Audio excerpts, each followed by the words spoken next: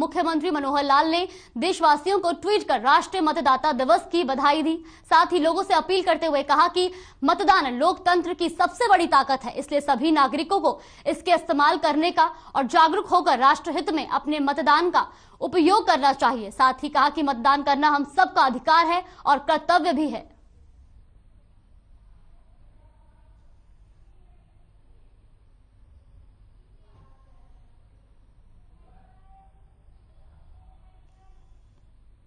वहीं अगली खबर चंडीगढ़ से है, जहां हरियाणा राज्य सूखा राहत और बाढ़ नियंत्रण बोर्ड की बैठक के बाद मुख्यमंत्री का बयान सामने आया है। सीएम ने कहा कि इस बैठक में अगले साल में जो भी कार्य किए जाएंगे उसे फाइनल रूप देने का काम किया है।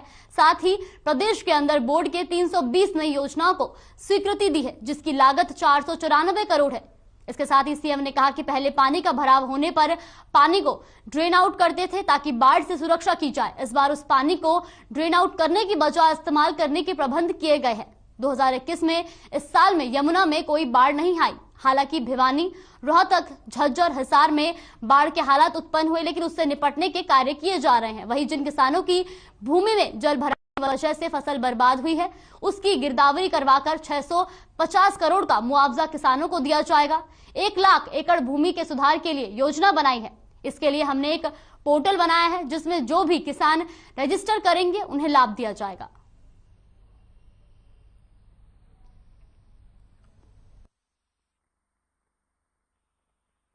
बोर्ड के द्वारा कुल 320 नई योजनाओं को रखा था और बोर्ड में उन सबको पास कर दिया। 494 करोड़ की ये सब योजनाएं होंगी।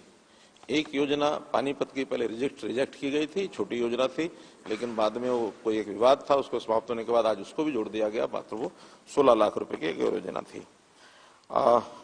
इस बार विशेष ध्यान ये रखा गया है कि जो पानी हम पहले ड्रेन आउट करते थे और बाढ़ आदि की सुरक्षा की दृष्टि के लिए, इस बार उसको पानी को दोबारा से उपयोग करने के लिए रीयूज करने की जो स्कीमें हैं उसको भी विशेष बल दिया गया, ताकि जिस पानी को हम ड्रेन आउट करते हैं वो पानी हमारा ऐसा सूखा क्षेत्र, खास करके भिवानी जिला, दादरी जिला, महेंद्रगढ़ जिला, जिन जिलों में इस पानी को वर्षा के दिनों में भी तालाब और जितने भी वहां ड्रेन्स और खेत खाली पड़े हैं उसके अंदर डाल करके रिचार्जिंग के नाते से उपयोग किया जा सकता है। इसकी 221 करोड़ रुपए की ये योजनाएं इस बार अलग से बनाई गई हैं। कुल मिलाकर 2021 का ये जो वर्ष गया है, इस वर्ष में वर्षा के दिनों में पहली बार यमुना के क्षेत्र में कोई बाढ़ नहीं आई है, वरना यमुना का क्षेत्र भी बाढ़ के द्वारा प्रभावित होता था, लेकिन सब योजनाएं पिछले वर्ष जो बनाई गई थी उसका उपयोग हुआ। यमुना के किनारे कोई बाढ़ नहीं आई। हाँ, ये ठीक है कि भिवानी, रोहतक, झज्जर, हिसार और सोनीपत जैसे जिलों में भारी बारिश के कारण से निचले इलाकों के अंदर पानी रुका, काफी खड़ा हुआ, जिसके कारण से फसलों को नुकसान भी हुआ। बहुत एरिया ऐसा था जिसमें फसल की बुआई भी नहीं हो सकी, तो उसका रेवेन्यू डिपार्टमेंट ने जो आंकलन किया है सब गिरदावरी वगैरह करके, तो इस बार लगभग 650 करोड़ रुपए का ये मुआवजा दिया गया है। मुख्यमंत्री मनोहर लाल ने सोमवार को चंडीगढ़ में ऑनलाइन आरटीआई पोर्टल को लॉन्च किया। इस पोर्टल को सूचना का अधिकार अधिनियम के तहत सूचना प्राप्त करने वालों के लिए पायलट प्रोजेक्ट के रूप में शुरू किया गया है। पोर्टल लॉन्च होने के साथ ही सरकारी कार्यालयों की कार्यप्रणाली को अधिक से अधिक डिजिटलाइजेशन करने की मुहिम में एक और अध्याय जुड़ गया। इस मौके पर राज्य सूचना आयुक्त अरुण सांगवान ने मुख्यमंत्री को आरटीआई के ऑनलाइन पोर्टल के बारे में जानकारी दी। साथ ही अरुण सांगवान ने बताया कि पोर्टल पर प्रथम अपील के रूप में एसपीआईओ द्वारा जानकारी डाली जाएगी और द्वितीय अपील में राज्य सूचना आयुक्त कार्यालय सुनवाई करेगा। साथ ही उन्होंने बताया कि इस पोर्टल को मुख्य सचिव कार्यालय और हरियाणा राज्य सूचना आयुक्त कार्यालय में जोड़ा जाएगा।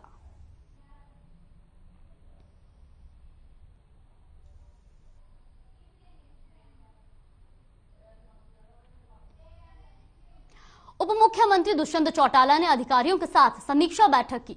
इस दौरान उन्होंने अधिकारियों को निर्देश दिए कि वो युवाओं को Haryana state employment of local candidates act 2020 के तहत रोजगार पाने के लिए जल्द से जल्द रजिस्ट्रेशन करवाएं और हर साल युवाओं को रोजगार दिलाने के लिए लक्ष्य निर्धारित करें, ताकि उसको हासिल करने के लिए तेजी से काम किया जा सके। डिप्टी सीएम दुष्यंत चौटाला ने बताया कि फरवरी में कई जिलों में सेमिनार आयोजित करके उद्यमियों को Haryana state employment of local candidates act 2020 के बारे में समझाया जाएगा ताकि उनकी आशंका दूर हो सके।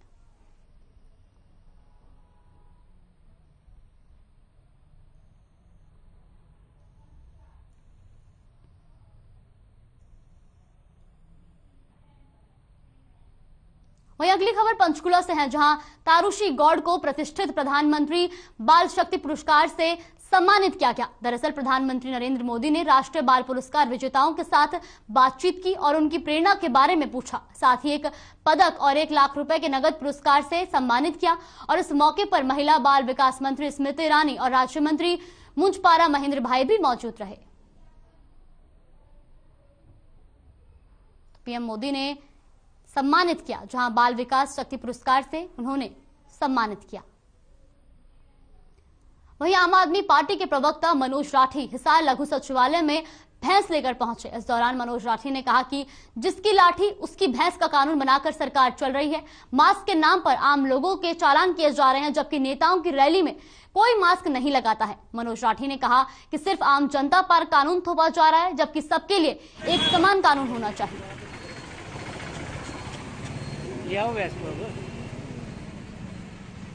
पूरब की कड़ी निकलती जा रही है तो शांत ये बीजेपी सरकार के काम। हाँ जी।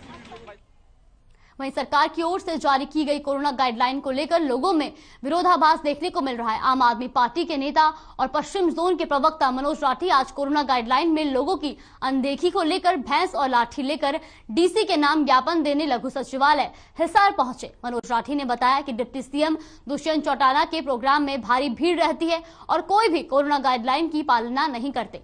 ऐसे में इसी तरह स्थानीय शहरी निकाय मंत्री कमल गुप्ता के कार्यक्रम में भी कोरोना गाइडलाइन की पालना नहीं की जा सकती है। मास्क लगाया जाता है और ना ही सोशल डिस्टेंसिंग का पालन किया जाता है। मनोज राठी ने कहा कि आम लोगों के कोरोना के नाम पर चालान किए जा रहे हैं, जबकि राजनेता सरेआम रैलियां कर रहे हैं। उन्होंने कहा कि इस बात से साबित होता है कि जिसकी लाठी उसकी भैंस। हेलो, सरकार की लाठी है और सरकार की भैंस है, इसीलिए दुष्यंत चौटाला सरे आम जो है भीड़ इकट्ठी करने लग रहा है। सबके सामने दिखने लग रही है भैंस है।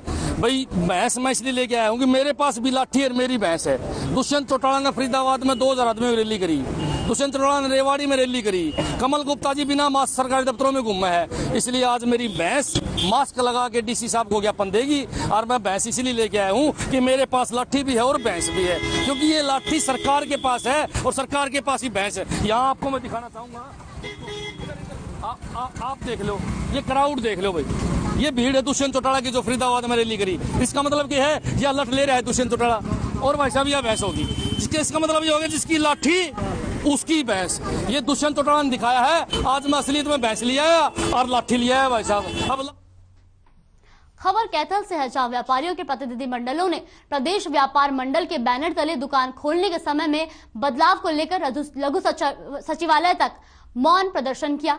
वहीं उन्होंने दुकान खुली रखने का समय 8 बजे तक निर्धारित किया जाए, इसको लेकर मांग की। जानकारी के लिए बता दें कि कोरोना के चलते प्रदेश में शाम 6 बजे तक दुकानें खुली रखने की अनुमति दी है और इसमें बदलाव की मांग को लेकर व्यापारियों ने प्रदर्शन कर उपायुक्त के माध्यम से मुख्यमंत्री और राज्यपाल के नाम का ज्ञापन भी सौंपा है।